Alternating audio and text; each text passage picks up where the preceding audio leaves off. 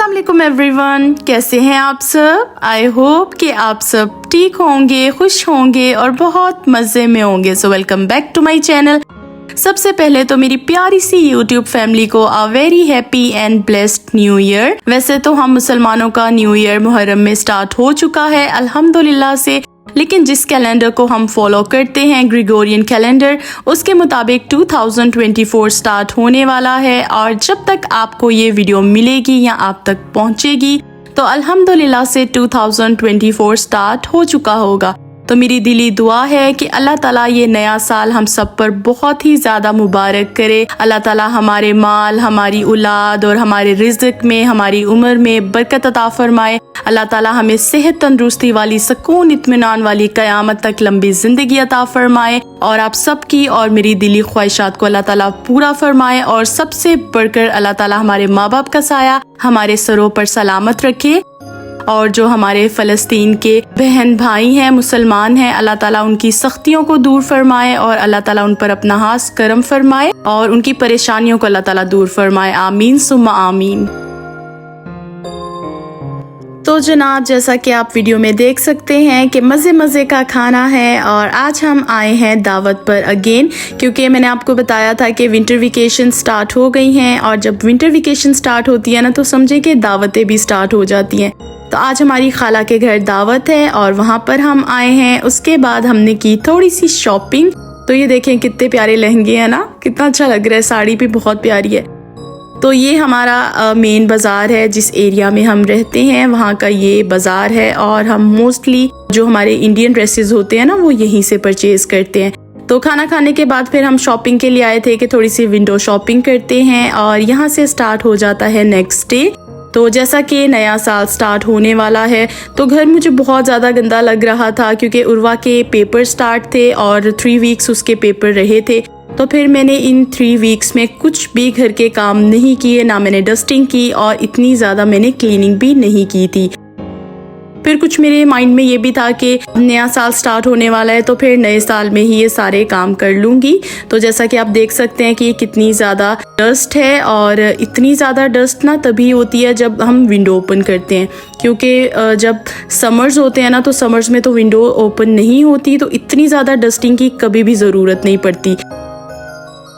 ये आप देखें कि कितनी ज़्यादा डस्ट है, क्योंकि मैंने विंडो ओपन की हुई थी। तो जैसे ही विंडो ओपन करो ना तो फिर बहुत ज़्यादा डस्टिंग करनी पड़ती है, और अगर तो विंडो ओपन ना करो तो फिर इतनी ज़्यादा ना डस्टिंग की ज़रूरत नहीं पड़ती।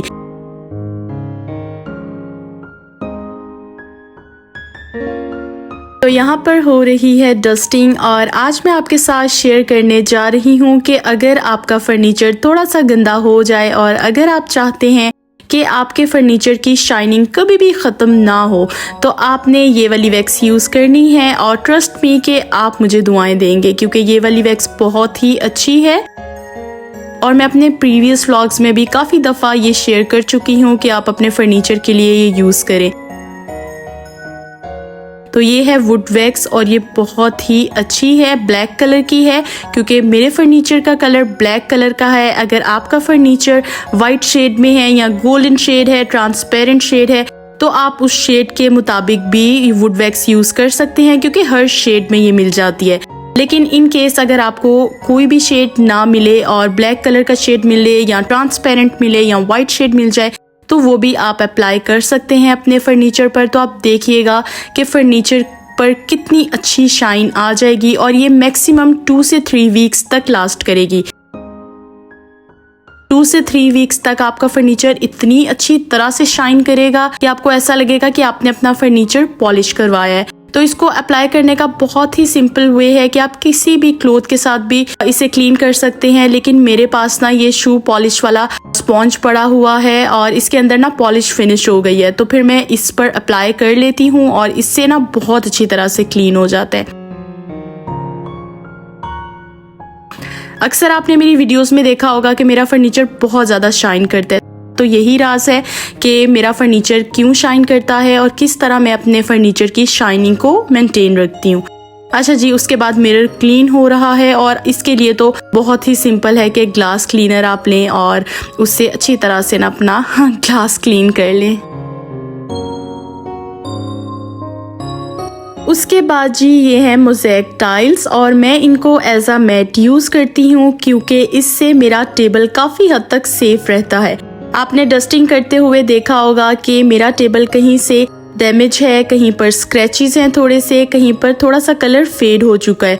उसका रीज़न ये है कि जब कभी भी मैं हेयर कर्ल्स करती हूँ या स्ट्रेट करती हूँ तो जब कभी भी मैं वो लगाती हूँ ना हेयर स्प्रे, तो उसमें पता नहीं क्या ऐसा है स्प्रे में कि जिसकी वजह से थोड़ा सा भी स्प्रे अगर टेबल के ऊपर गिर जाता है ना तो वहाँ से कलर भी फेड हो जाता है और जो वुड है ना वो थोड़ी सी पील ऑफ होना शुरू हो जाती है। तो उससे बचने के लिए ना मुझे ये ट्रिक मिला कि क्यों ना मैं मोज़ेक टाइल्स इसके ऊपर डाल दूँ, क्योंकि जब कभी भी मैंने पहले मैट डाले हुए थे या शीट डाली हुई थी तो वो शीट को क्रॉस करके भी ना ख़राब कर देता था। तो फिर जब से मैंने ये मोज़ेक टाइल्स डाली है ना तो काफ़ी हद तक मेरा ड्रेसिंग टेबल सेफ हो चुका है और फिर क्लीन भी रहता है और मेंटेन भी रहता है। तो चलिए जी आज मेरे साथ थोड़ा सा मेरा ड्रेसिंग टेबल भी सेट कर लें। तो यहाँ पर एक साइड पर मैं अपने सारे परफ्यूम्स और अपने हस्बैंड के परफ्यूम्स, थोड़े से हैंड लोशन अपने और बॉडी क्रीम्स यहाँ पर रख लेती हूँ एक साइड पे।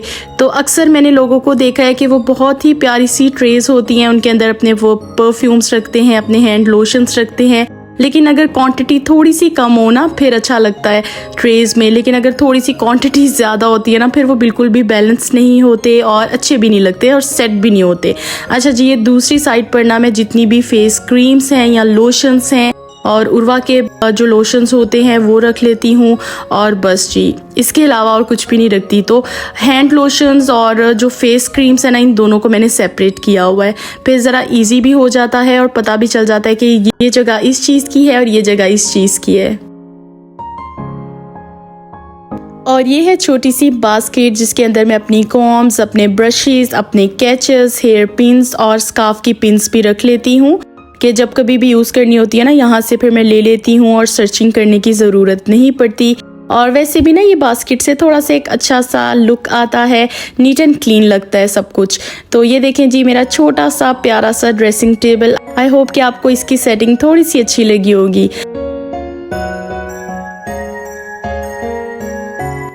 उसके बाद अब मैं सिटिंग रूम में आ गई हूँ और सेम जिस तरह मैंने अपने रूम के फर्नीचर को क्लीन किया है तो सिटिंग रूम के फर्नीचर को भी सेम उसी तरह मैं क्लीन कर रही हूँ।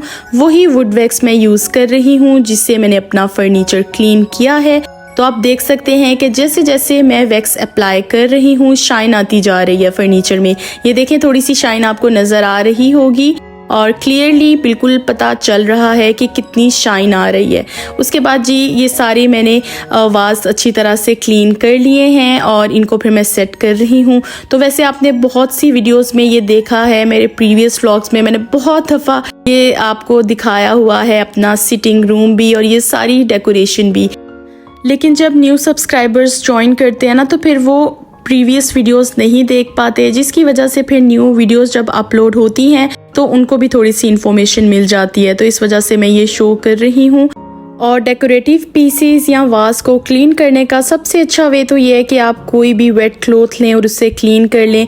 वैसे तो मार्केट में बहुत ज़्यादा स्प्रे मिल जाते हैं जिनसे इनकी शाइन भी मेंटेन रह सकती है और ये अच्छी तरह से क्लीन भी हो जाते हैं, लेकिन ट्रस्ट मी मैंने कभी भी कोई स्प्रे यूज़ नहीं किया इनको क्लीन करने के लिए। स्पेशली मैं क्या करती हूँ कि जब कभी भी इनको क्लीन करना होता है तो मैं बस वेट क्लॉथ लेती हूँ और ड्राई क्लॉथ लेती हूँ। तो एक दफ़ा वेट क्लॉथ से इनको क्लीन करती हूँ, एक दफ़ा ड्राई से करती हूँ, तो ये बहुत अच्छी तरह से क्लीन हो जाते हैं। क्योंकि ये ज़रूरी नहीं है कि आप हमेशा स्टोर बोर्ड चीज़ें ही यूज़ करें और वहीं से आप लेकर आएँ और आप यूज़ करें। ये देखें जी ट्री भी कितनी ज़्यादा गंदी है क्योंकि विंडो ओपन है और विंडो की वजह से ना बहुत ज़्यादा डस्टिंग करनी पड़ती है। और ये देखें कितनी ज़्यादा डस्ट आपको नज़र आ रही होगी। उसके बाद ये नेक्स्ट डे की वीडियो है और टोटल मुझे 2 दिन लगे थे घर की क्लीनिंग में, क्योंकि आपको वीडियो में ये बिल्कुल छोटा सा लग रहा होगा क्लिप, लेकिन बनाते हुए बहुत ज़्यादा टाइम लगता है और साथ में दूसरे भी बहुत ज़्यादा घर के काम होते हैं जो आपने करने होते हैं और ये ज़रूरी भी नहीं होता कि आप हर काम दिखाएं घर का। अपने रूम की जिस दिन मैंने क्लीनिंग की थी और साथ में सिटिंग रूम की भी क्लीनिंग की थी, हमारे घर में ना फिर गेस्ट भी उस दिन आ गए थे तो उनको भी मैंने डील किया था। फिर ये नेक्स्ट डे मैंने क्लीनिंग थोड़ी सी कर ली थी, तो टेबल को भी अच्छी तरह से क्लीन कर लिया है, इसकी सेटिंग भी कर ली है।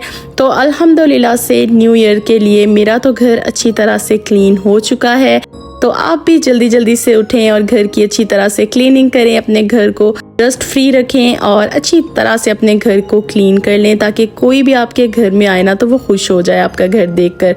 जैसा कि ये टेबल देखकर मुझे खुशी हो रही है कि कितना अच्छा लग रहा है। और ये है वो एरिया जो मुझे सबसे ज़्यादा अच्छा लगता है और मेरा फेवरेट है। अक्सर मैं क्या करती हूँ, और किसी भी चीज़ को क्लीन करूँ ना करूँ, लेकिन इस एरिया को ना हमेशा मैं क्लीन रखती हूँ क्योंकि ये मेरा फेवरेट है। और आपको पता है जो आपकी फेवरेट चीज़ें होती हैं ना तो वो आप बहुत अच्छी तरह से उनको मेंटेन भी रखते हैं और उनको क्लीन भी रखते हैं। तो ये देखें कितना अच्छा लग रहा है।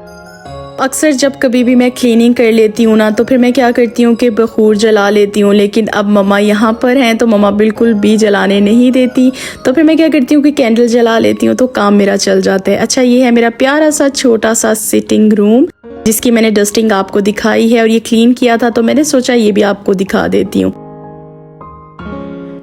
ये था मेरा आज का व्लॉग। आई होप कि आज का व्लॉग थोड़ा सा आपके लिए इंटरेस्टिंग रहा होगा। अपनी बहुत सारी दुआओं में मुझे और मेरी फैमिली को याद रखिएगा। व्लॉग पसंद आए तो लाइक और सब्सक्राइब करिएगा। टिल देन अल्लाह हाफिज़।